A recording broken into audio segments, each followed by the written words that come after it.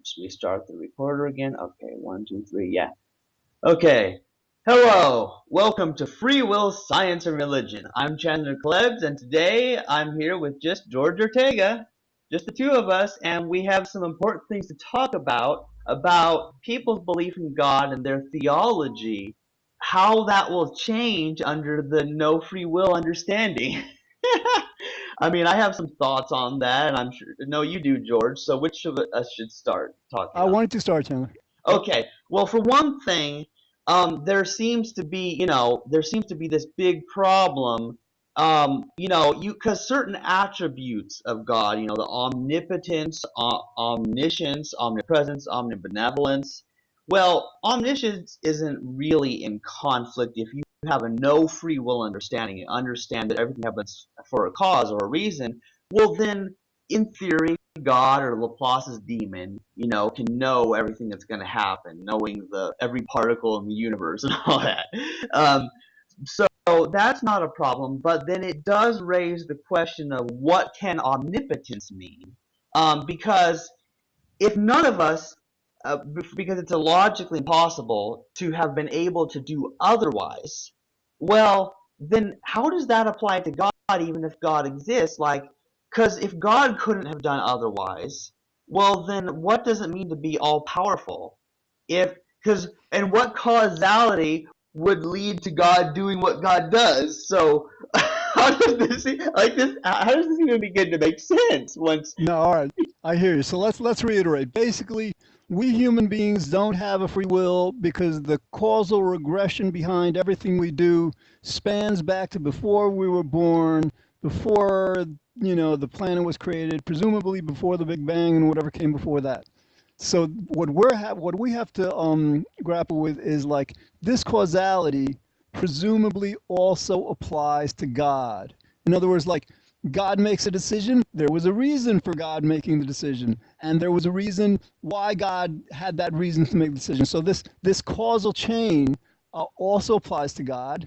And again, that presents the dilemma in terms of like assigning any kind of attribute, whether it's benevolence or evil, whatever, to God, because like with us for us to not have free will, all we have to do is recognize that the chain of events leading to whatever we do regresses back to before we're born. yeah. With God, it's a bit more complicated because if God, let's say we posit God always existed, Yeah. then that means we never reach a point where we can say, well, at this point, God decided to create evil. At this point, God decided to create goodness. And that's the dilemma. Yeah, I mean, and it's kind of weird now. Now people know like you're pantheist and I'm atheist, but this is kind of interesting because I was kind of stuck in a deist phase for a while, and it might be interesting for the audience to hear what my thoughts were back then, because I was thinking, well, maybe God created the world, but then he got depressed and committed suicide because he felt like a failure after seeing what a mess it turned into. I mean, that was my thought because what people do, their own emotions, their own thoughts, how they feel about themselves. Well, that becomes God. That's what I've noticed. It's like I've tried to explain. Notice that God loves whoever the individual speaking loves, and God hates whoever that individual hates. Have you ever noticed that? So yeah, people do that. But it's kind of interesting because, like, with your understanding, I'm guessing, like, if God's the universe, well, you no longer have to view God as a separate thing from humanity or the other animals or plants or anything, but that all of us are a jigsaw piece and a jigsaw puzzle of the universe or God. That's sort of like how I've tried to explain what that would mean. It's all big part of a big God universal puzzle somehow. Yeah, and I basically, you're right. I'm a pantheist, and I think I arrive at that understanding based on kind of like logical considerations. For example, if God, let's say, one belief is that God existed before He created this world, right? This earth, the human beings, right? The other stars, the universe. Now, if that's the case, um, the only thing that existed before the quote unquote world existed was God. So the only material that God had to use in order to create the world was God.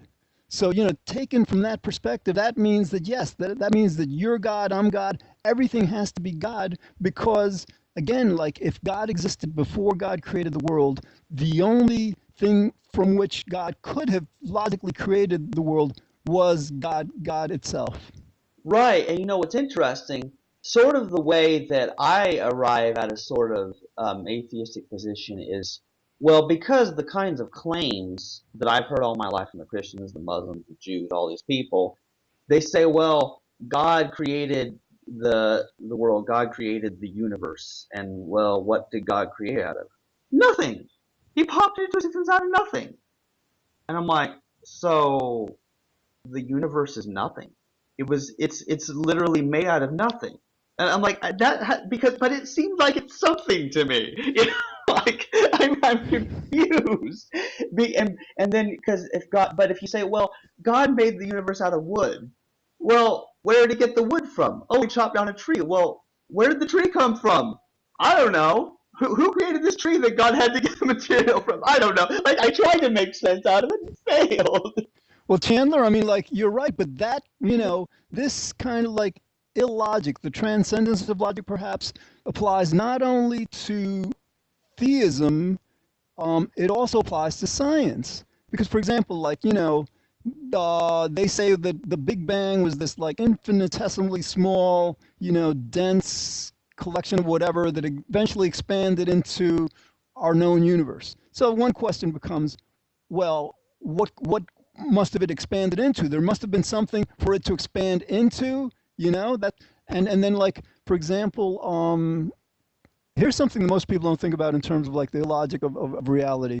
We can sense like the universe expanding outward infinitely and never stopping. That's a possibility.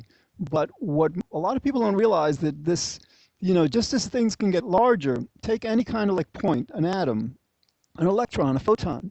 Let's say you had a microscope or something to keep getting smaller and smaller. If we had the technology, I think logically, you never stop getting smaller, And so, like, what you have is like this one major universe, this one universe that's comprised of an infinite number of infinitely small universes within it. So again, like what I'm saying, basically saying is the basic fabric of reality, whether you want to consider it theistically or scientifically, at a certain point breaks down. It transcends logic. It really does either way, no matter how you try to look at it. Like, and you talked about before, like this first cause. Well, what caused it? And if there's an infinite regression, well, that seems weird because we don't know how to grasp the idea of something that doesn't begin or end. I mean, and it's kind of weird because like people talk about like like the universe freezing over or something like that as things get moved away too far for heat or something. And well, that sounds weird to me, but who's to know that at a later time there won't be life after that, after something else happens in the universe? Like how do you know? And actually, people theorize that. People theorize that there's actually a big bang, then a big crunch, then another big bang, that it's kind of like cyclical. Right. And again, like we can only guess at that. Right, and there's this thing that people bring up called the multiverse thing, which is really weird because when I talk about the universe, I'm going by word web definition, everything that exists everywhere. So all universes would be part of one big universe. But if people are talking about the known universe, as far as we can know, and this singularity that Big Banged into what we have now, well, then I used to theorize, well, where did that come from? Was there like a mother universe and a father universe, and they conceived a baby universe? Because George, you know how my brain works. I'm always thinking about conception Yeah. of these babies, and so that was how I tried to think. There's a baby universe that developed, and I don't know.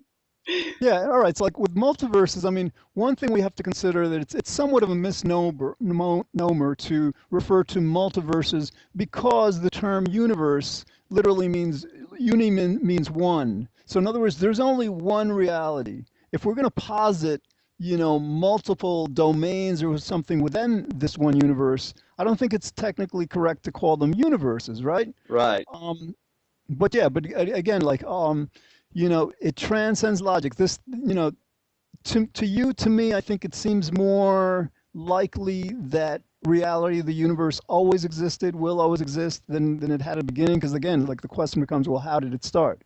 But again, like this, even the prospect of a universe that is eternal, always existed, does seem to transcend logic in a certain sense. Yeah, and every religion has its own creation or origin story. Like there was a Hinduism one about an egg that everything came from, and then you're like, well, who made the egg? What chicken laid the egg?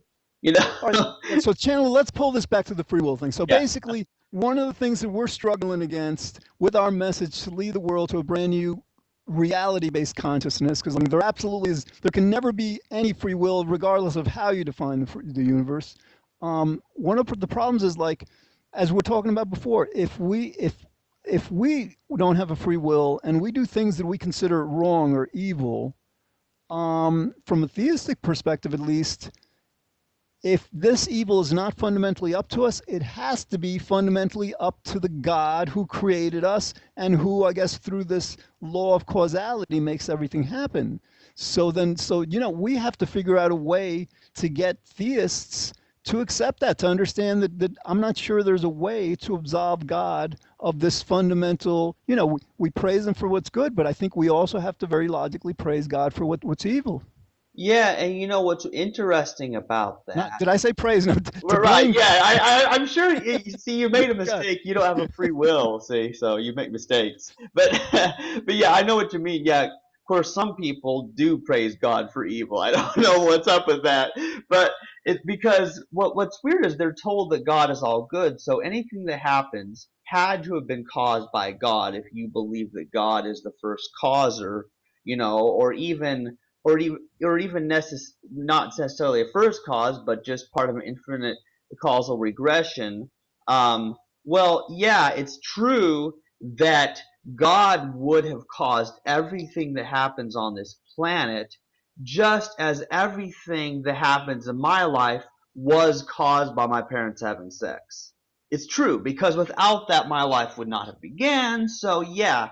So, what's interesting is we could say that yes, maybe God is a domino in the causal chain, but is not responsible any more than, even though it wasn't the intention. Somebody, you could say God made a mistake, or that God has no control over what living creatures do, which of course that would deviate from, of course, Christian theology that I know, because they claim that God actually designed our brain, has designed the way we think.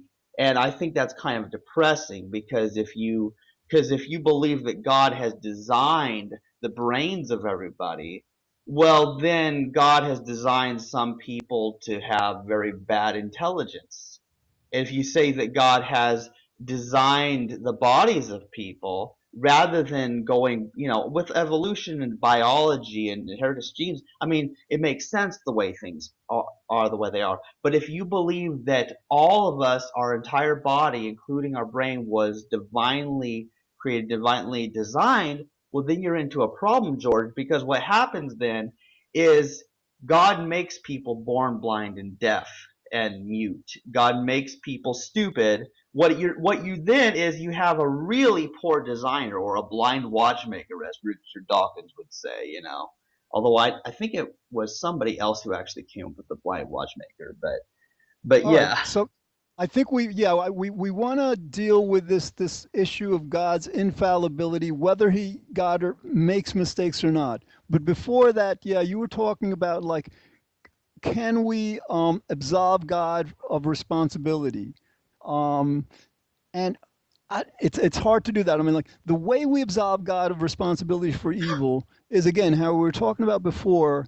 If we posit that the causal regression behind everything that God does spans back into the eternal past and never stops spanning back, then again, we can never reach a point at which God, that we can say God decided to create evil, or to create this kind of like causal chain of events that will lead to evil, right? So that's the only way that I can think of absolving God. Well, actually, for evil, but infallibility infallibility, and let's talk about that next, may be another way. But see, the problem with absolving God of evil through this endless causal regression is that we also, through the same rationale, have to acknowledge that we can't credit God for any good either. Because again, like any good that he would have done would again be subject to this endless causal regression where we never reach a point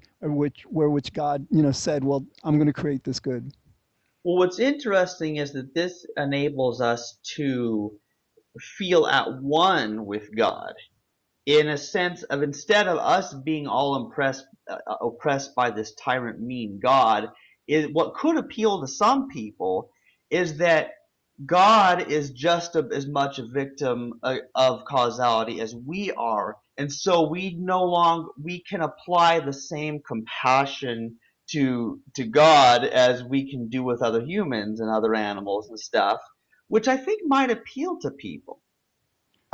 It's kind of weird. And you know what? And this is something I'm sure you're aware of. Well, on one hand, God is supposedly, this powerful, bossy dude, especially Old Testament mostly. But then in the New Testament of the Bible, well, then you've got this Jesus who is supposedly sharing in the suffering of humanity, and but which is interesting because I mean, there's certain parts of Jesus that seem like he was a cool dude, if those parts are true. But there's also I've just had problems like like that he came to separate families, and put son against father, and all. Like there's those difficult things and cursing the victory. But how I figured that out is like, well, he made a mistake, you know like and so what that's I guess that's how I sort of look at that, is that you don't need to look at anything as an infallible omniscient or omnipotent thing. So in a way, if people, I suppose that some people, this might appeal to them, is what I'm saying, is that they no longer need to view this God, however it is they're believing in their God, they no longer need to view him as a mean boss that's threatening everyone with hell, but perhaps as their friend, which many of them will claim to, that God's their friend. And I mean, and this is just a short thing. Like for me, I look at that as kind of sad because I would rather have friends that I can see and hear, like you, George. I would rather have other human and other animal friends that I can actually relate to in a physical sense. So that's why I don't see how it's any benefit. But All right, Chandler. Yeah, and I'm sorry. Let's go with this. Like we're positing infallibility. Now here are the kinds of considerations that we have to address if we want to like see God in that way. On the one hand, you're right. Basically, like pain, suffering was a mistake. God created evolution, and through this evolutionary process, pain came into being. And again, like without pain and suffering, there would be no evil. So, but then we have to kind of like now consider infallibility of God relative to God's omnipotence. Um, or no, I'm sorry, relative to God's omniscience. Because basically, here's how our problem. If we posit that God controls everything, through the laws of nature, through his will, whatever, then I think we also have to posit that God knows everything. And then we would have to posit that God kind of like knows the difference between right and wrong and a mistake and not a mistake. And that would kind of like, that argues a bit against infallibility, but we may actually be able to come to it through a consideration. Like when we consider God's omnipotence, God's being all powerful, we're not saying that God can do everything or anything. In other words, even with God's omnipotence, God can't make 1 + 1 = 3. right. God can't do what's logically impossible. So if we apply that principle to omniscience, we might come up with, well, God knows all that can be known, but somehow that still allows for a certain manner of infallibility. I'm presenting it. I'm not sure I can, defend that, Yeah, yeah. yet, Now but the open theists try to defend such a view that, like they redefine omnipotence as God can do anything that's not logically impossible. Which is still it's a deviation from tradition. And then there's the omniscience is that God knows all that can be known. But the problem is the open theists also advocate free will. That the reason God doesn't know is because we have free will. So there's a little problem there, but I do think we can borrow from that practice and realize, well, yeah, it makes sense that God can't do something that's logically impossible. That I mean, I think a lot of people can get behind that, and some Christian apologists use that.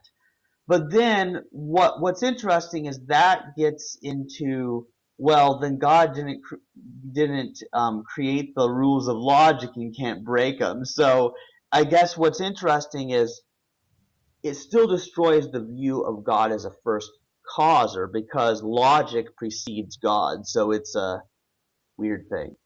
well, again, that's another transcendence of logic. I mean, how can logic precede God if God is eternal, right? So like, we're still left with this, this conception of of reality having to be eternal on the one hand, but then like having to have started on the other hand, and then God being the other component is that God is everything.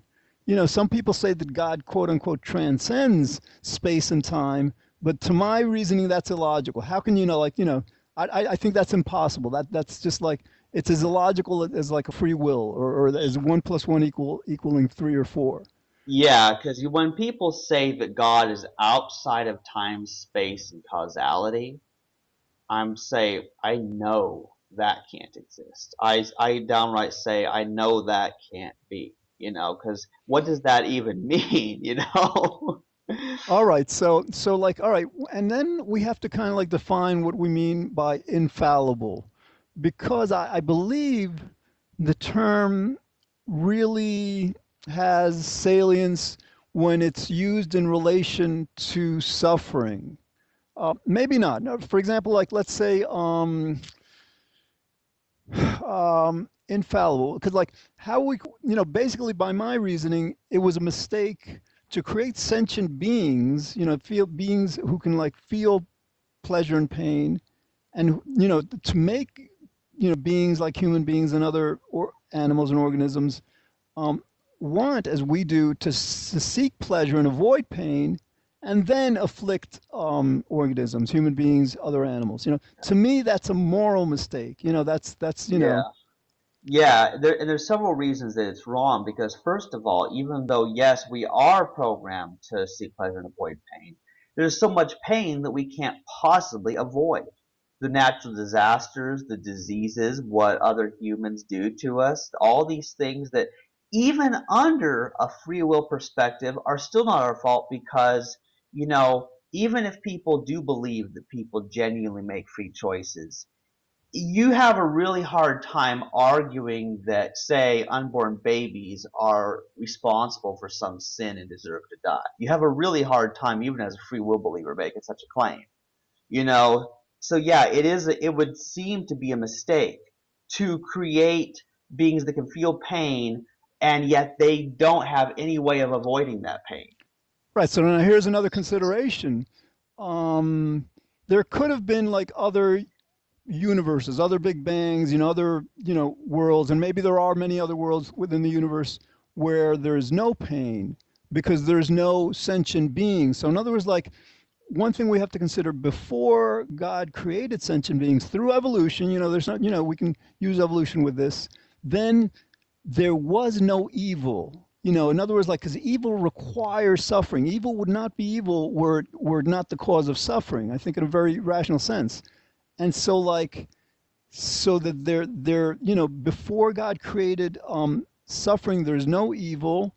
And again, there might have been like a time like before the Big Bang where there was evil again. So like what this brings us to is like, all right, a lot of times like in religion, in life, we value life and we tend to really demean and devalue death. and so like, so, but because like, because we're talking about like an ultimate solution to our dilemma. You're right. I think like if we survive climate change, I think we could theoretically develop our mind and biochemistry to the point where we're pretty literally like, doing away with so much of the suffering, with 99%, the suffering. Who knows? Maybe childbirth for women might feel painful. I don't know.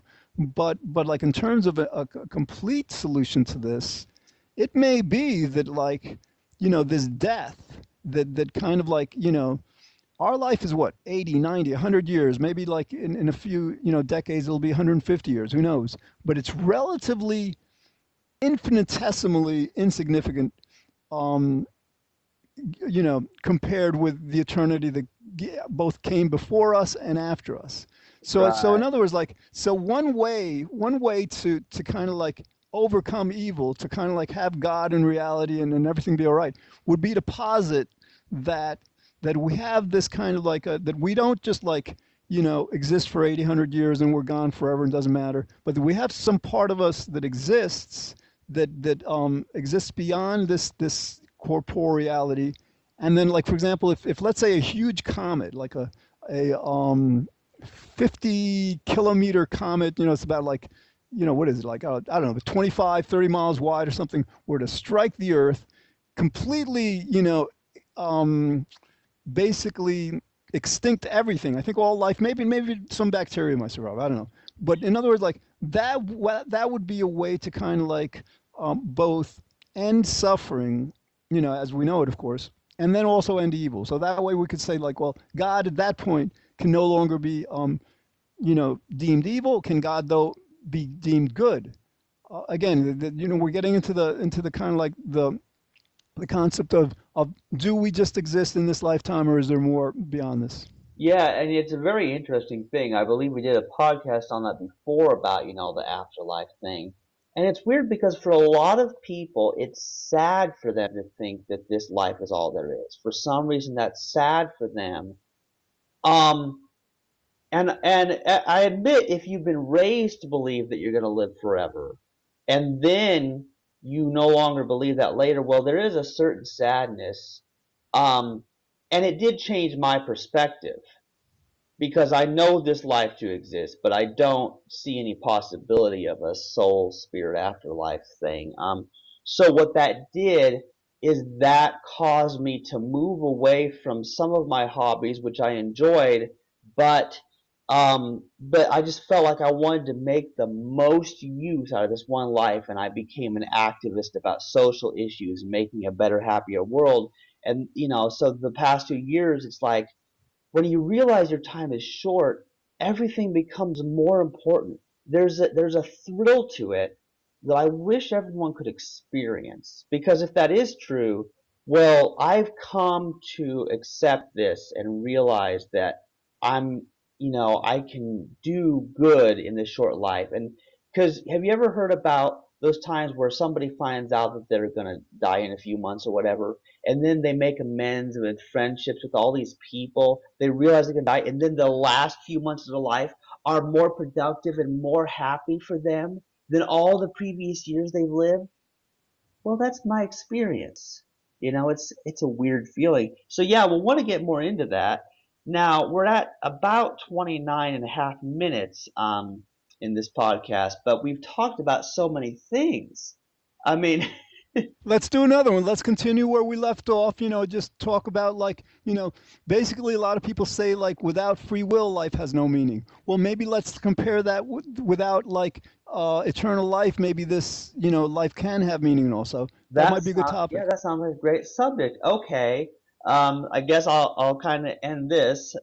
You've been listening to Free Will, Science, and Religion with Chandler Klebs and George Ortega. We've talked about some interesting topics, and we're going to continue in more episodes. So, bye bye for now.